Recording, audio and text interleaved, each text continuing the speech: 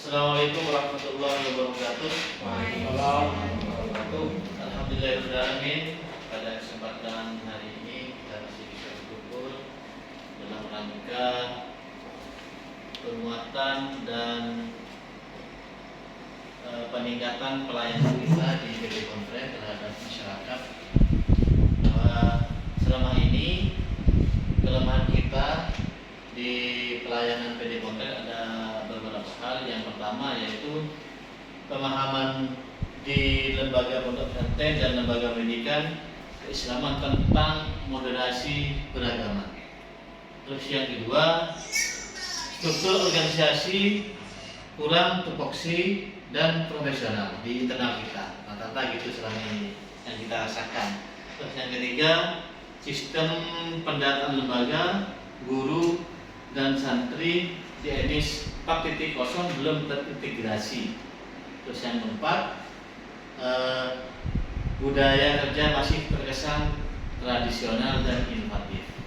Nah, ini yang penting. Kita terlalu selama ini kerja sekedar hati kita, tidak memanfaatkan ada teknologi, ada pelayanan digital, itu yang diperlukan oleh masyarakat. Selama ini kita sebenarnya adanya teknologi itu kita bisa manfaatkan melalui pelayanan digital, ya. Terus yang kelima, kompetensi di tingkat staf kurang lemah atau kurang, terutama di bidang teknologi dan informasi, baik secara komunikasi dan pelayanan ke masyarakat.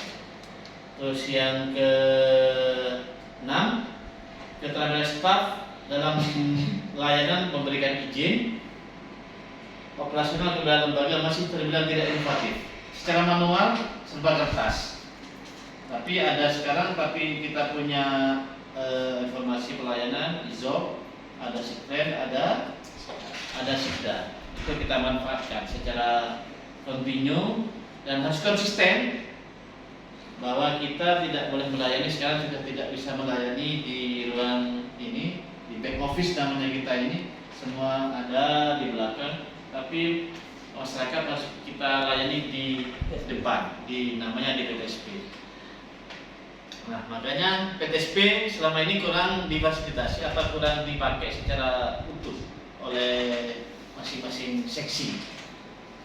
Oleh sebab itu, yang pertama yang harus kita lakukan, memberikan sosialisasi dan pemahaman kepada lembaga, baik pondok pesantren dan lain-lain. Terus yang kedua, staf, tim harus bekerja secara profesional sesuai SOP. Itu permohonan dari kami. Terus yang ketiga, pada PD Kontren harus melakukan sosialisasi EMIS 4.0 di seluruh kecamatan di 13 kecamatan melalui FKDP maupun FKBP. Mulai kemarin kita sudah berjalan, kita harus konsistenkan selanjutnya. Terus yang keempat, membiasakan